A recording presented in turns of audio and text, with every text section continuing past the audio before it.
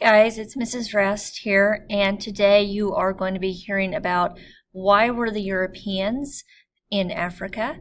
The main idea is that European powers colonized and ruled large parts of Africa until Africans began their independence movements in the mid-1900s. Okay, so why were the Europeans present in Africa anyway? Well, because of their close proximity. So if you look here, you will see Europe above the continent of Africa. There was a lot of trade happening on the Mediterranean Sea. So in North Africa, it would not be unusual for Europeans to come down in here to make trades. And at first, European trade was peaceful with the Africans. Europeans came to trade with Africa because they had a lot of gold, ivory, cotton, metal objects, a lot of natural resources. The Portuguese from Portugal were the first Europeans to explore the African coast around the 1400s. Prince Henry of Portugal, seen here, was the first European to really explore or at least sponsor the trips that his ships made along the western coast of Africa. As time went on, more Europeans joined in, so the Spanish, the Dutch, the French.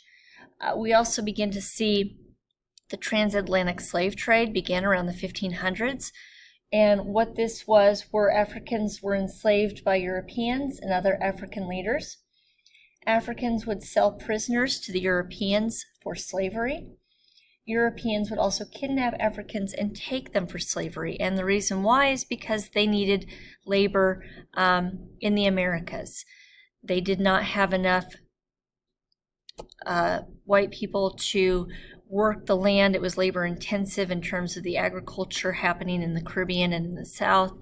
They tried to enslave indigenous people like the Native Americans, but because they had not been around the European diseases, they would quickly die off or they would resist.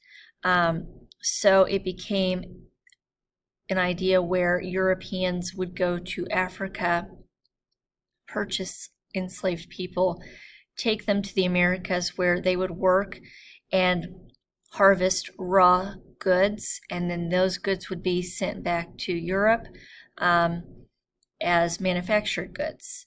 And the incentive for slavery was a profit. Europeans bought enslaved people in order to have the cheap and captive labor source. The consequences of the slave trade from the 1500s to the mid-1800s is that more than 12 million Africans became enslaved and were shipped to the Western Hemisphere. People that were forced into slavery were generally young because they had a better chance of surviving the passage across the Atlantic Ocean. Also, when they arrived at their destination, it was expected that the younger people would be able to work longer and harder in the fields. There were also many Africans taken that were male, and many that were potential leaders in their home communities. And so families were often torn apart. And these losses weakened many African communities or completely destroyed others. Millions of people in North America and the Caribbean and South America are descendants of enslaved Africans. These people have shaped cultures in their regions by sharing their languages, customs, and traditions, and the impact of the slave trade has lasted for centuries. So the Europeans were looking for natural resources. As you can see from the map, Africa had a lot of natural resources that the Europeans wanted, especially because as we get into the 1800s, the European countries are industrializing, so they are mass producing goods and they need more resources to make manufacturable goods and profits. So two things that happen. One is we see imperialism happening, and what imperialism is the practice of extending a nation's influence by controlling other territories.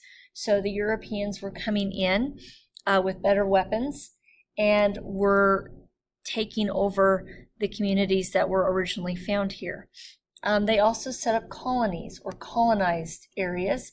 When you colonize, you settle in an area and take control of the government. So Great Britain had colonies in North America before the American Revolution, where they were in control. Colonists in the Americas were under the government control of the King of England. So in Africa, when colonies were set up, the Africans were under the governmental control of whatever European country was in charge there. By the mid-1800s, the European powers are fighting over the colonies. And so what happens is in about 1884, Europeans hold something called the Berlin Conference to settle their arguments over colonial claims in Africa. No Africans are invited to this conference, and they were not really able to help themselves at this point. They couldn't really stop what was happening. And so what happens is by 1910, France, Germany, Belgium, Portugal, Italy, Spain, and Great Britain, all seen here, have established themselves as colonial powers in all parts of Africa. Many Europeans also believed that the African culture and religion were inferior to those of Europe. They wanted to change African traditions, so Europeans would send missionaries or people sent by a church to spread the religion among the native populations to convert Africans to Christianity. So the motives for colonization for really all the Europeans was to spread Christianity, so God, glory, to have control, to expand their empires, and gold, to earn profits from taking those resources that rightly belonged to the Africans. So here you can see what that would have looked like by the late 1800s. Really, there's not much that's independent other than right over here. Everything else has been divided by European countries. So what's the impact of this? Well, the Africans have no control over their own countries. They don't have a lot of say in what's happening. Wars, riots, and protests would have been common. Starvation, disease, forced labor, and new borders drawn that would have impacted communities, tribes, and families. Now, in the early 1900s, Africans begin to fight for their independence. In the early 1900s, there's a movement called Pan-Africanism that unifies African people, growing among African leaders. By the 1950s and 60s, this nationalist movement had brought together many African leaders to help fight to gain independence for their people. In 1963, the Organization of African Unity, OAU, was founded to promote Pan-Africanism. The OAU continues to promote African unity, cooperation, but also functions as an economic group similar to the European Union, which helps each other with economics. And so you can see from this chart how things have changed since the early 1900s, where primarily Africa was under control of European countries, to being able to be independent and run their own countries.